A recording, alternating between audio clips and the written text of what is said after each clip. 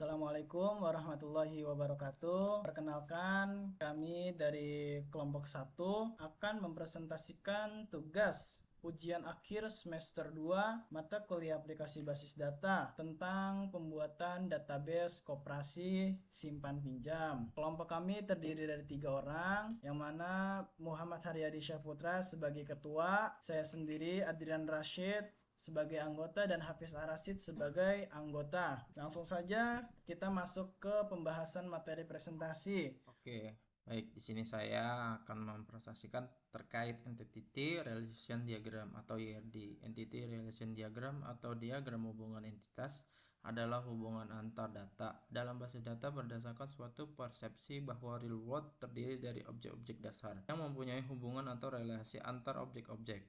ERD berisi komponen himpunan entitas realisasi yang dilengkapi atribut-atribut berikut adalah di database koperasi simpan pinjam. Tabel anggota terdapat beberapa field.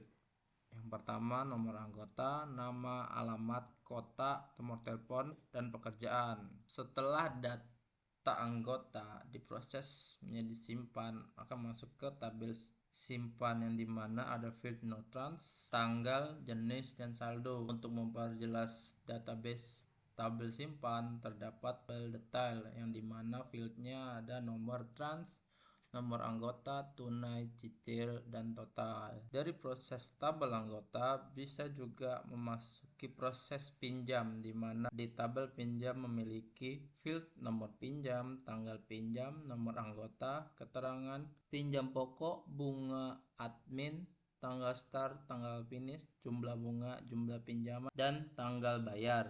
Di mana setelah selesai masuk ke tabel pinjam, dapat diproses ke tabel angsuran yang dimana fieldnya ada nomor bukti, tanggal bukti, nomor pinjam, bayar, sisa, periode, jumlah sisa, terlambat, denda, jumlah, dan status. Saya di sini akan menjelaskan terkait Entity Relation Diagram atau ERD. Entity Relation Diagram atau diagram hubungan entitas adalah hubungan antar data dalam basis data berdasarkan suatu persepsi bahwa real world terdiri dari objek-objek dasar yang mempunyai hubungan atau relasi antar objek. ERD berisi komponen himpunan entitas realisasi yang dilengkapi atribut-atribut. Berikut ini adalah ERD dari database koperasi simpan pinjam. Tabel user masuk sebagai nasabah. Di tabel nasabah akan direalisasikan sebagai anggota maupun kesimpan.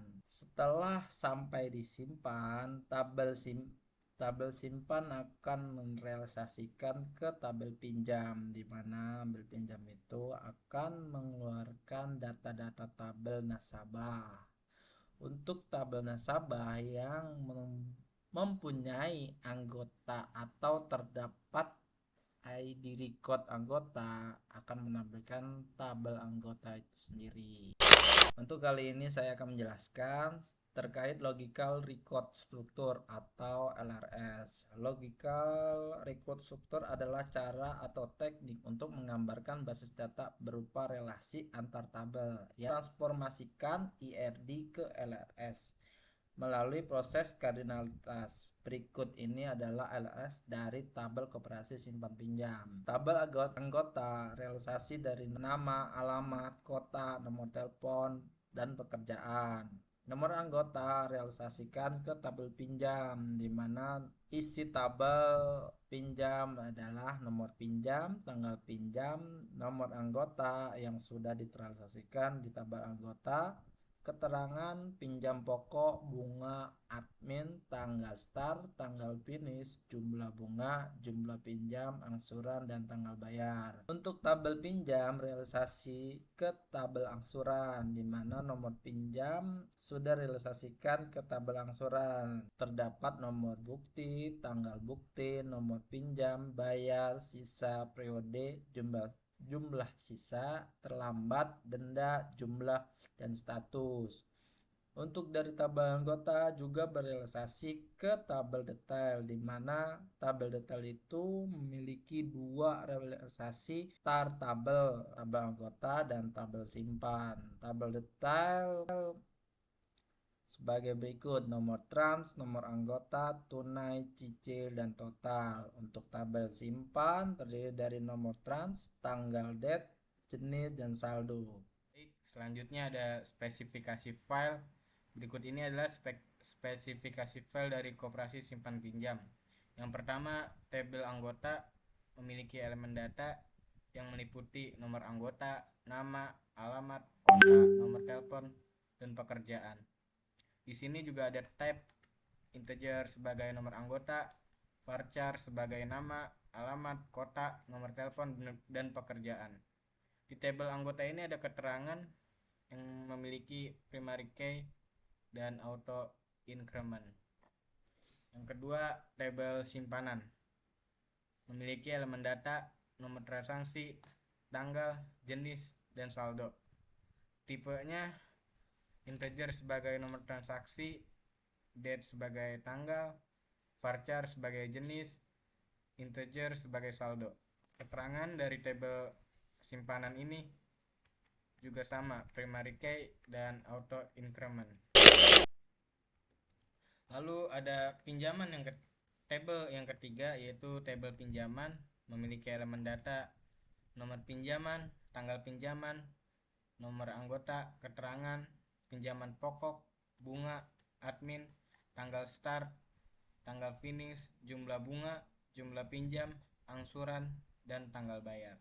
Di sini juga ada tab-nya, integer sebagai nomor pinjaman, date sebagai tanggal pinjaman, lalu ada integer lagi sebagai nomor anggota, dan ada varchar sebagai keterangan, dan juga ada integer sebagai pinjaman pokok, bunga, admin, jumlah bunga, jumlah pinjam, dan juga angsuran. Lalu ada date sebagai tanggal start, tanggal finish, dan juga tanggal bayar. Keterangan dari tabel pinjaman ini primary key dan auto increment. Dan juga keterangan untuk nomor anggota, di sini ada foreign key. Yang keempat, tabel angsuran memiliki elemen data, nomor bukti, tanggal bukti, nomor pinjaman, bayar, sisa, periode, jumlah sisa, terlambat, denda, jumlah, dan status. Di sini memiliki tab integer, ada nomor bukti, nomor pinjaman, bayar, sisa, periode, jumlah sisa, denda, dan jumlah. Dan juga ada di sini ada date sebagai tanggal bukti, ada varchar juga sebagai terlambat, dan status. Keterangan dari nomor bukti di sini primary key dan auto increment. Dan keterangan dari nomor pinjaman foreign key. Lalu yang kelima ada tabel detail. Memiliki elemen data yang meliputi nomor transaksi, nomor anggota, tunai, cicil, dan total. Di sini ada tip integer yang dimana semua elemen data memiliki tip integer. Keterangannya di sini nomor transaksi yaitu foreign key dan juga keterangan nomor anggota foreign key. Saya akan menjelaskan penggunaan perintah di MySQL, di mana untuk kita menggunakan MySQL di command prompt kita harus masuk ke current directory-nya, di mana di sini saya menggunakan macOS. Jadi saya masuk ke aplikasi /sum/file/bin, diikutin dengan MySQL. Min.u itu adalah user, di mana usernya di sini default yaitu root, min password, dan passwordnya di sini 0, tidak ada. Jadi langsung saja untuk kita membuat create database, perintah yang digunakan adalah create database, nama database diikuti dengan titik koma. Lalu kemudian untuk menggunakan database kita menggunakan perintah use koperasi atau use nama database itu sendiri. Untuk pembuatan tabel dengan perintah di CMD itu menggunakan sintak create tabel diikuti nama tabel itu dan juga field fit yang ingin kita masukkan sesuai keinginan. Ya, terlihat di screenshot lah. Untuk menampilkan struktur tabel, kita bisa menggunakan perintah dash diikuti nama tabel. Jangan lupa titik koma sesuai dengan screenshot ya.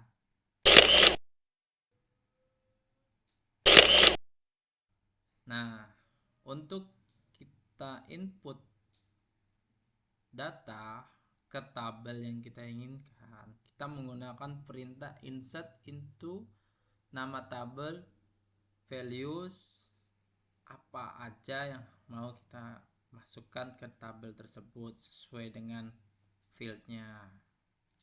Bisa dilihat dari screenshot yang saya tampilkan.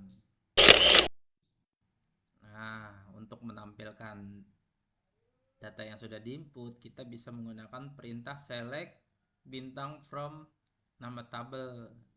Nanti pasti terlihat tuh apa aja data tabel yang udah kita input seperti di screenshot ya.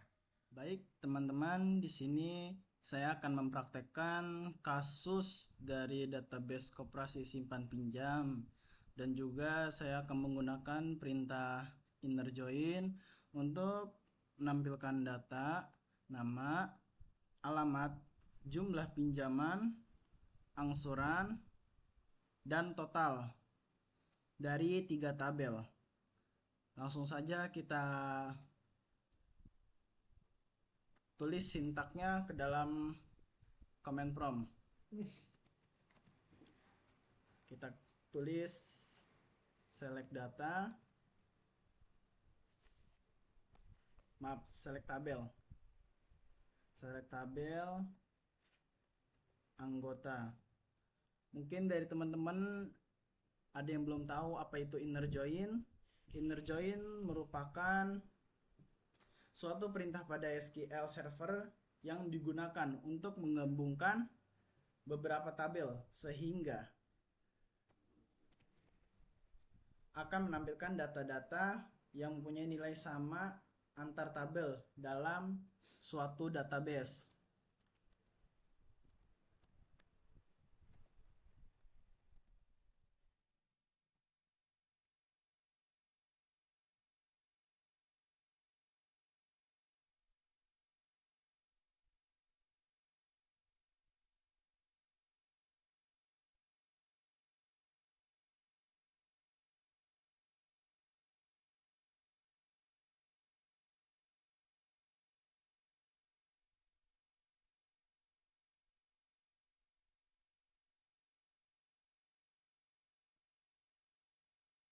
Jangan lupa untuk di akhir diikuti dengan titik koma, lalu kita enter.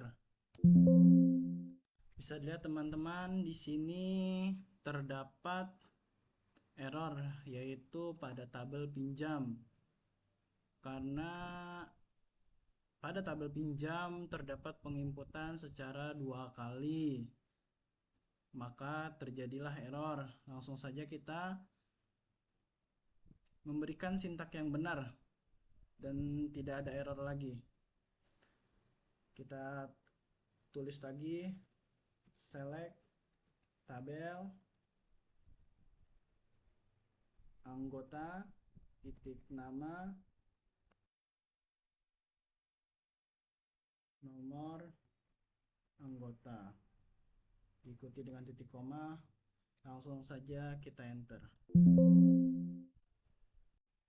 Baik teman-teman, langsung saja kita tuliskan sintak yang benarnya ke dalam command prompt, karena tadi sudah bisa dilihat terjadi error.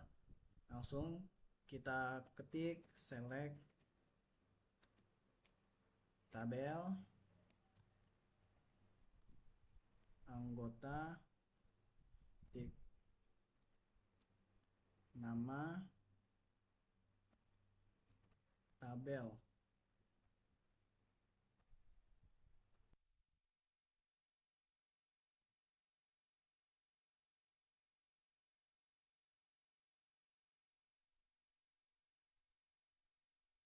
Diikuti dengan titik koma.